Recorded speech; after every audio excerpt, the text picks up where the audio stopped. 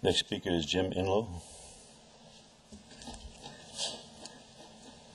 Thank you, Mayor and City Council. My name is Jim Enloe. I'm one of the members of Sunnyvale Pension Reform. Before I get started, I have a short presentation, but we work with the city staff quite a bit, and they have been extremely helpful, professional, well-informed. It's really great to work with these guys. I hope that anything we say up here doesn't come off as being scolds or anything. We do have a great city here. I think everybody agrees on that.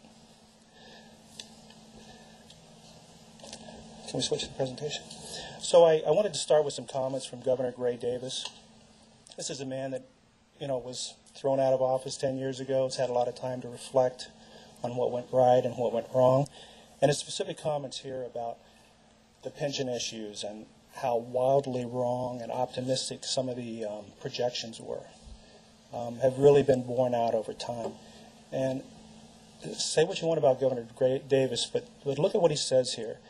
The math was wrong big time, and Sunnyvale is suffering from that today. A couple of weeks ago, I spoke at the finance workshop.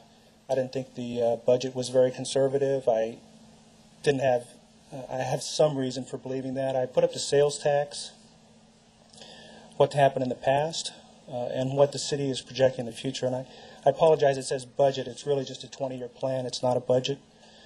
But what we see in the future does not reflect what we've seen in the past. So I don't agree that the budget going forward, at least for the sales tax, is conservative. This is Sunnyvale's unfunded liability for the last 12 years. We started off with a surplus. Governor Davis changed the rules along with 99% of the legislature. It was a nonpartisan mistake. And it's just been a disaster for Sunnyvale and every city in California.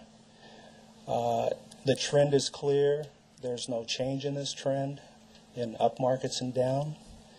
And while I appreciate that the city was paying extra towards CalPERS, it does not change this trend. So this is kind of the impetus for Sunnyvale Pension Reform.